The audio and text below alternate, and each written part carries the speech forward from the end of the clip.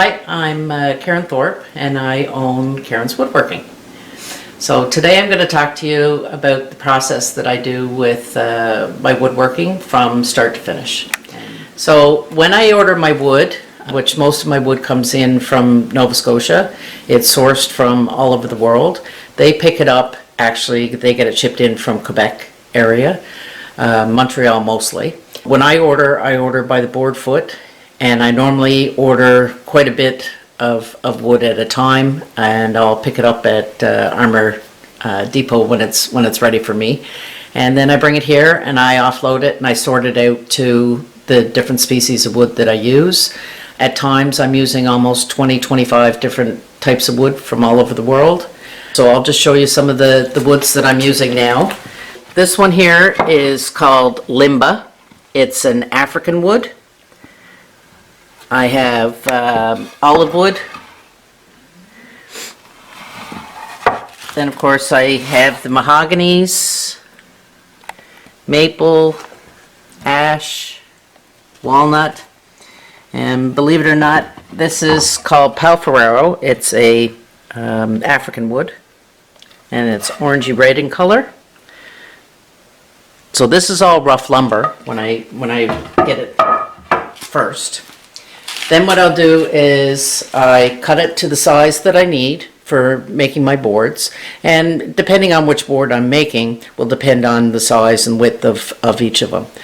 Most of the times I'll try to do at least a foot long, and they could be, I've done up to 36 inches long in length for boards. So after I've done that, I will plane the wood so that it'll make it nice and smooth. And once that's done, so this is what it'll look like then once it's nice and smooth. So this is Purple Heart out of Brazil, South America, Trinidad, Tobago. And what I will do is I will cut the little strips in order to make each of them. And I'm pretty particular in regards to, making sure that each of the strips are uniform. Sometimes some of my items that I make, like Lazy Susans, some of my little small boards, I like to just kind of mix it up, and there's really no rhyme or reason to the pattern. I just like the combination of the colors and the grain that's in the woods. So once I've done my strips, then what I normally do is I'll come on over here and I line up my strips, and then what I do is I'll form a pattern. And then this is called like a dry fit. So I'll make sure that once it's together, and I'll measure it to make sure as to what size that I have. Right now I have a large wholesale order that I'm working on. So this will be one of the boards for that. And this one has got walnut, maple, padauk, the African wood, nagal, which is a Peruvian walnut, and limba, the African wood. So once that is done, I'll sand it, and then I bring it over to the other side of my shed. Karen, how far in advance somebody should place an order? At least a week if it's something small. If it's something large, like I have a very large order, wholesale order that I need to get done, she put that order in January. And it's due now in 3 weeks. And I have about 3/4 of it done because I just had one order that I just shipped out on the weekend. So if you want to follow me over here, sometimes when I do a board, I'll decide on what I need. So I do little fish with little knife spreaders. These are for my bottle openers that I started making this year. So I do different woods. I'll make paddle boards. So this one will have to be cut out, and all the scrap then, or the ends, I'll make end grain boards or use it for either my wine openers or my wine stoppers that I started making this year, which are like little whale tails, and I'll show you what they look like when they're all finished. So once it's done, I will come over here to this area, and so now I've cut my board into, these are my small ones, and I put a little knife with it. a wooden knife that I shape out on the sander. Once it's wet, I'll sand it the first time, then I wet it down. I'll leave it for 12 hours and then I'll come back and then I'll resand it. By wetting it down, it allows the wood pores to open up and you get all that fuzzy roughness. And then once it's actually sanded again, and I sand up to 320 grit on my sandpaper, or my woods. Some of the other woods, like if I'm doing a crib board, normally for those I'll do up to 400 grit on those ones. I like to make sure that it's hand sanded afterwards, just no rough edges, no possibility of splinters or anything on it. Once that's finished and it's all completely sanded, then I'll put it over here in my oil. Now this is a food grade mineral oil and I'll leave it in overnight. So this was put in yesterday evening. So once it's all done, and it really changes the color, as you can tell from over there where it was just sanded, to actually adding the oil. It really makes the colors pop. So I don't use any chemicals, dyes, stains, or anything like that with this. Even the glue I'm using is a food grade glue, and it's also water resistant. So then I'll put it in to dry, and once it's all dry, after a few hours, I'll wipe it off, and then I will bring it into my house where I will tag it. So these are now finished. They've been oiled. So the paddle board that I was showing you have to cut out, that's what they'll look like when they're all finished.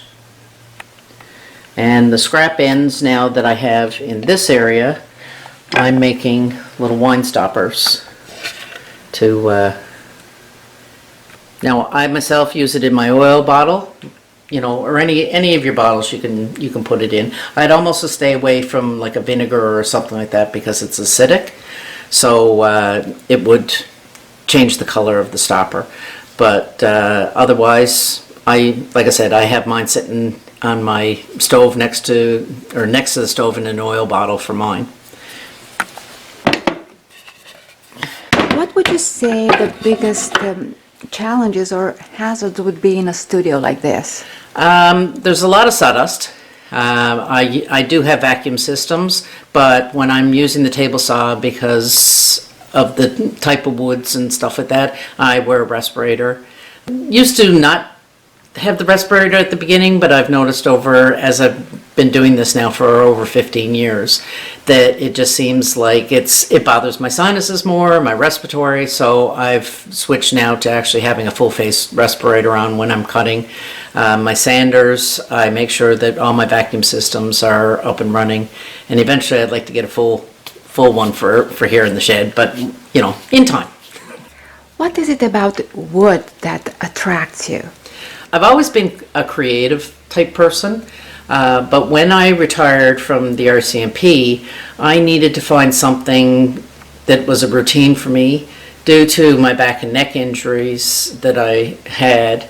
I'm not able to stand for long, sit for long, so I kind of pop back and forth all over the place here in the shed. If my back is bad, I don't come in the shed. If it's bothering me, but I can kind of, work my way around it, I try to do other stuff like the hand sanding. I'll just sit down, or even in the house, just sit down and hand sand, and I find it very therapeutic. And with somebody who deals with PTSD on a regular basis, it just helps me go into a very calm, almost like a meditative type of state when I'm working and doing the wood.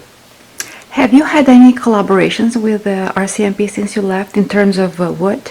No, nothing. All of this, I've kind of walked away from that part of my life, and this was a new part of my life that I started.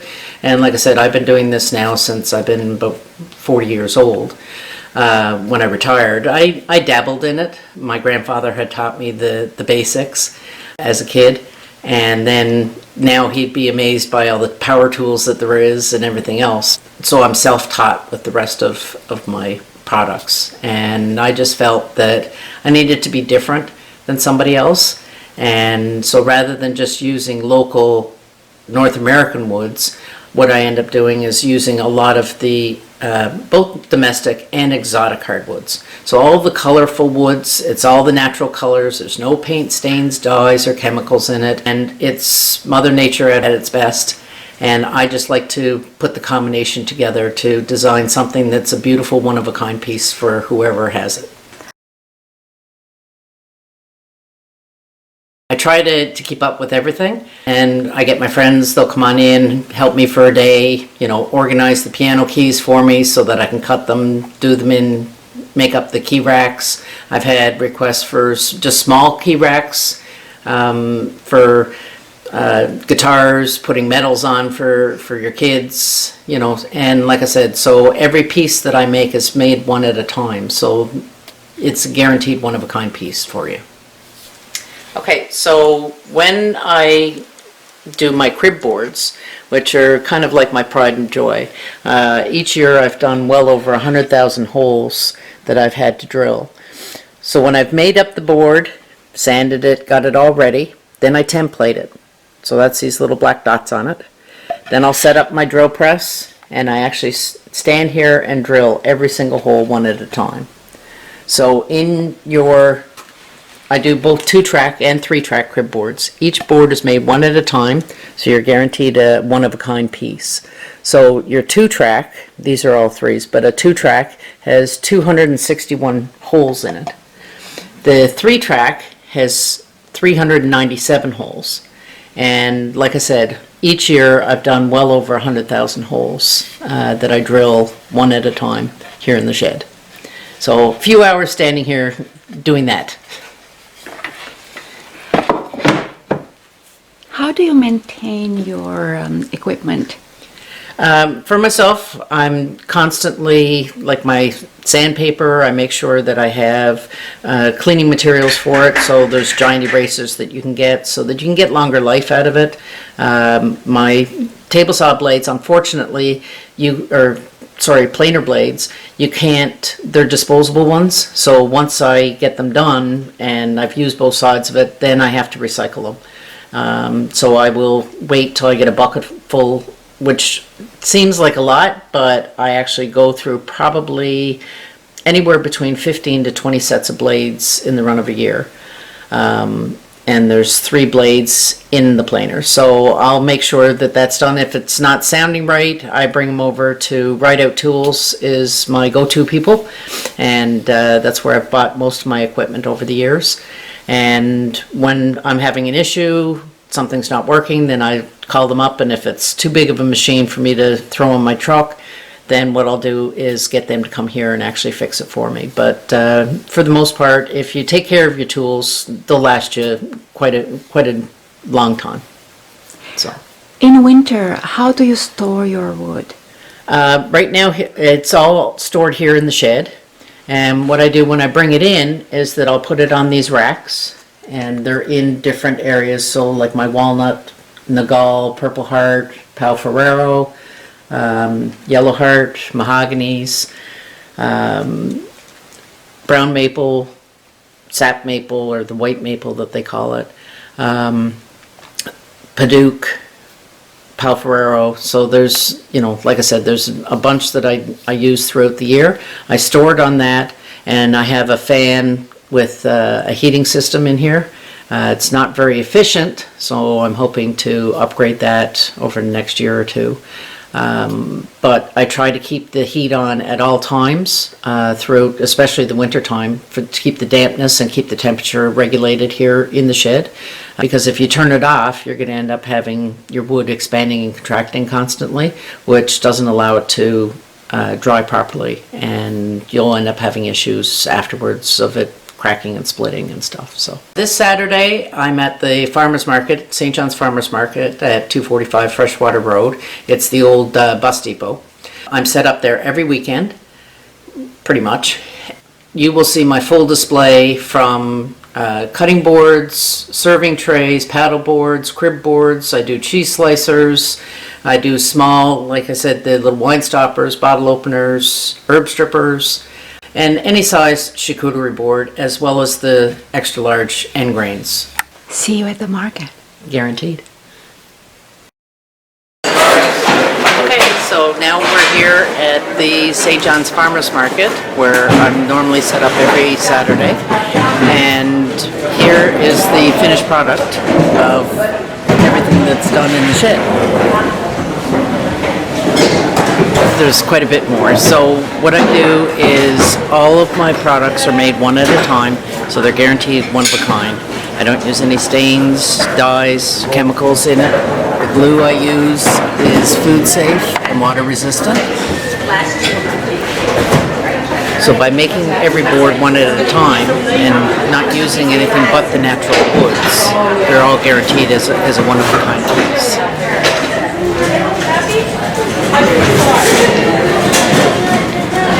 You are a member of the farmers market. Yes, I am part of the Farmers Market Cooperative. I also am part of the Craft Council, Newfoundland Labrador Craft Council as well. So my products are down there as well as a few other places throughout the province. Now coming the end of April, I will be also at Wild Things downtown on Water Street as well as the Craft Council building. So, as we were showing in the shed, I'll design stuff and make it from beginning to end. Like I said, these are the final products. They're tagged. It'll tell you what type of wood I've used. And then, of course, the cost of it. The bottle here is the food grade mineral oil. Is where I put everything into soak for anywhere between 3 hours to 12 hours, depending. Normally the end grains, I'll soak them for about 12 hours in the oil. And then, like I said, in the shed, I'll do the last little bit of finishing, like the Lazy Susans. I'll put the mechanisms on, which I also purchase locally from a gentleman here in town. And everything that I use in regards to those, I'll try to support as much as I can here in the province, and then the rest of it I have to be brought in. Will you be here all summer? I'll be here all summer. I'm normally here all year, with the exception of maybe 1 or 2 markets, and that's just because I just can't be everywhere. I try to be, but for the most part, I am here every Saturday. Thank you. Thank you very much.